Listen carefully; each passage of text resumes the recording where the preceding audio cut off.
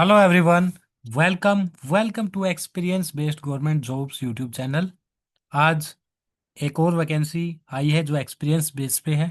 तो हम बात करते हैं आरबीआई में। आरबीआई के अंदर 93 वैकेंसीज टोटल आई है जो कि एक्सपीरियंस बेस पे है।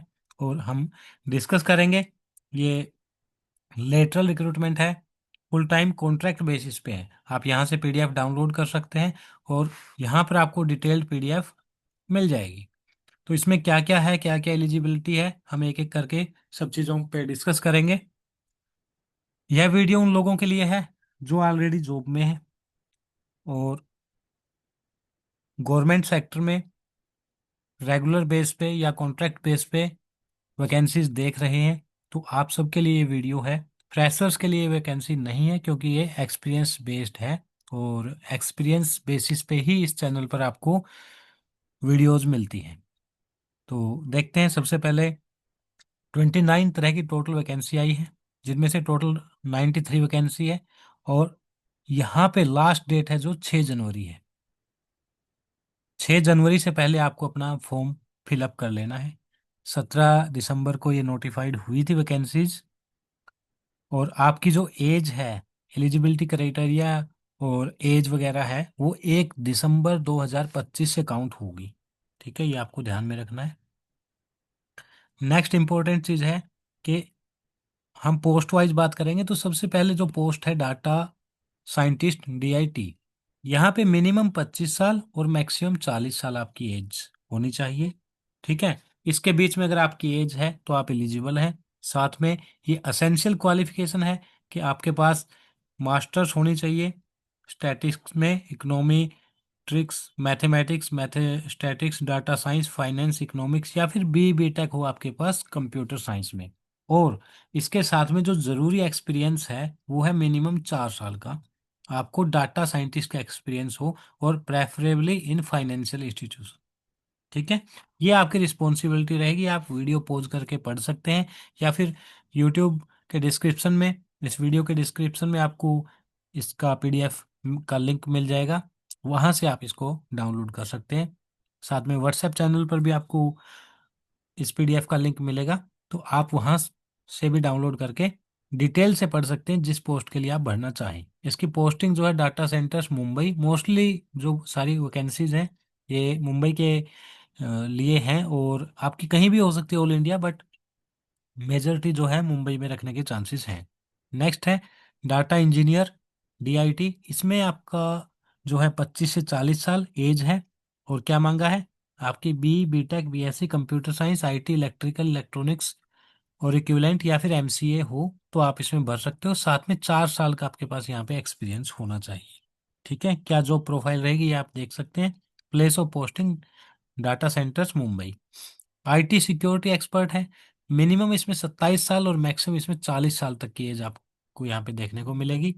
Essential qualification BSc BTech MSc MTech in computer science IT electrical and electronics और एमसीए। ठीक है, with specialization in information security. यहाँ पे आपको 5 साल का एक्सपीरियंस होना चाहिए, मिनिमम 5 ईयर एक्सपीरियंस। इसकी जॉब प्रोफाइल है, मुंबई में इसकी पोस्टिंग रहने वाली है। इसी तरह आईटी सिस्टम का जो है 27 से 40 साल और यहाँ पर भी आपको 5 साल का एक्सपीरियंस देखने को मिलेगा। नेक्स्ट है आईटी प्रोजेक्ट एडमिनिस्ट्रेटर। यहाँ पर भी 27 से 40 और कंप्यूटर साइंस में डिग्री, 5 साल का एक्सपीरियंस। नेक्स्ट बात करते हैं एआई या एमएल स्पेशलिस्ट। 27 से 40 ये क्वालिफिकेशन है और मिनिमम इसमें 7 साल का एक्सपीरियंस आपको मांगा गया है। ठीक है, ये एक्सपीरियंस इन सब में होना चाहिए जो यहाँ पे लिखा है। तो आप डिटेल से इसको पढ़ सकते हैं अगर आपके पास ये एक्सपीरियंस है। आईटी साइबर सिक्योरिटी डीआईटी, इसके लिए एक 27 से 40 एज है और ये क्वालिफिकेशन आपकी होनी चाहिए। और एसेंशियल एक्सपीरियंस आपको 5 साल का होना चाहिए कमर्शियल बैंक्स में, फाइनेंशियल कंपनीज में या किसी भी फाइनेंशियल सर्विस ऑर्गेनाइजेशन में आपका ये एक्सपीरियंस हो सकता है। नेक्स्ट है नेटवर्क एडमिनिस्ट्रेटर। ये भी 27 से 40 साल, काफ़ी जो है यहाँ पे 40 साल काफ़ी एज हो जाती है। ठीक है, अगर आपकी 40 साल से कम एज है तो आप ये फॉर्म भर सकते हैं इजीली और यहाँ पर सिलेक्शन के चांसेस ज़्यादा होते हैं क्योंकि इन सब पोस्ट में जो एक्सपीरियंस बेस पे होती है कंपटीशन कंपैरेटिवली कम रहता है। ठीक है। यहाँ पे 5 साल का एक्सपीरियंस था। अब प्रोजेक्ट मैनेजर यहाँ पे क्या है, 21 से 40 साल की एज है और आपको बैचलर डिग्री मांगी गई है सिविल इंजीनियरिंग में। सेकेंडली, जो इम्पोर्टेंट है, एसेंशियल है, माइक्रोसॉफ्ट का personal management professional certificate with knowledge of power BI. ये चीज आपके पास होनी चाहिए।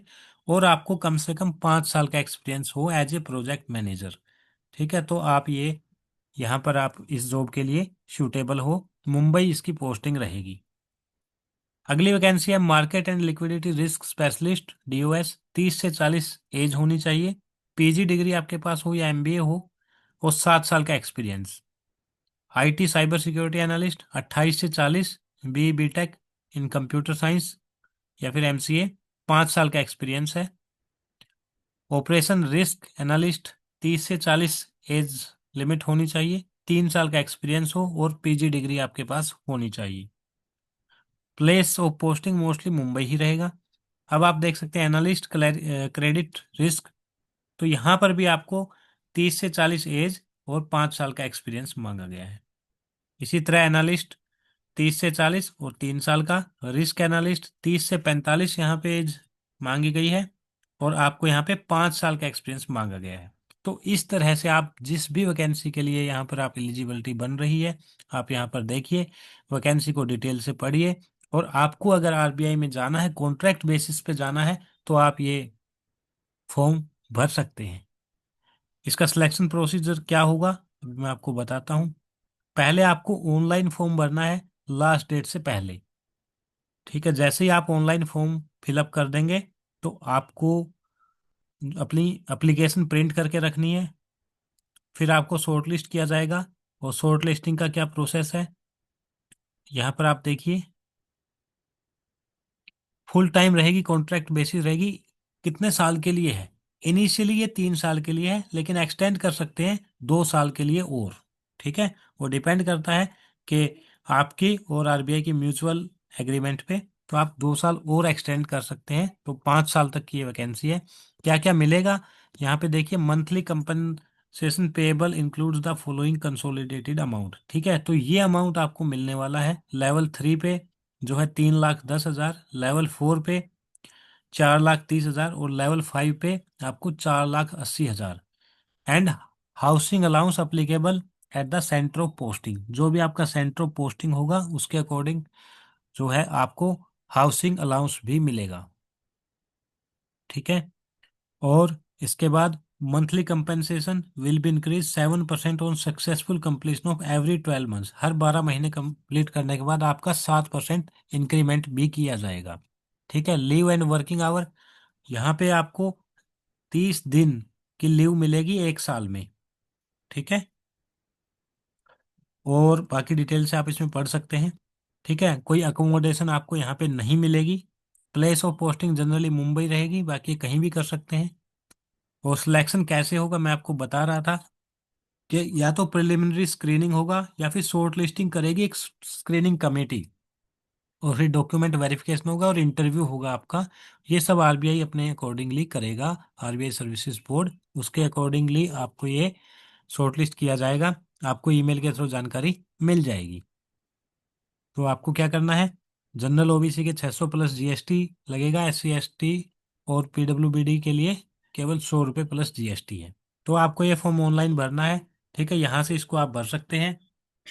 इसके अलावा आपके पास जो भी एक्सपीरियंस है, ठीक है, मैंने एक इस वीडियो के डिस्क्रिप्शन में एक फॉर्म अटैच किया है, जो आप अप्लाई कर सकते, जो आप फिल कर सकते हैं। जब वो फिल करेंगे तो आपको अपना एक्सपीरियंस उसमें बताना है, क्योंकि बहुत सारी वैकेंसी ऐसी होती हैं, स्पेशली गवर्नमेंट सेक्टर में, रेगुलर बेसिस पे भी, जहां पर आपको एक्सपीरियंस मांगा रहता है। और आपका प्राइवेट सेक्टर का एक्सपीरियंस भी चलता है, गवर्नमेंट सेक्टर का भी चलता है, और वहां पर कंपटीशन बहुत कम होता है। गवर्नमेंट जॉब लेना बहुत आसान है। तो आप वो फॉर्म भरिए, अपना एक्सपीरियंस वगैरह वहां पर डिटेल से भरिए, तो आपको पर्सनल गाइडेंस वहां पे दे दी जाएगी कि आपके लिए किस तरह की वैकेंसीज आती हैं और किस तरह की इन फ्यूचर आ सकती हैं। साथ में आपको ये भी गाइड किया जाएगा कि आप जिस फील्ड में हो उससे रिलेवेंट आप किस तरह के कोर्सेज कर सकते हो विद योर करंट जॉब। तो आज के लिए इस वीडियो में इतना ही। आपने अभी तक हमारे यूट्यूब चैनल को सब्सक्राइब नहीं किया है तो आप यूट्यूब चैनल सब्सक्राइब कर सकते हैं, जिससे आपको एक्सपीरियंस बेस्ड गवर्नमेंट जॉब्स की नोटिफिकेशन रेगुलर बेसिस पे मिलती रहेगी। So thank you very much. मिलते हैं फिर किसी नेक्स्ट वीडियो में। Thank you.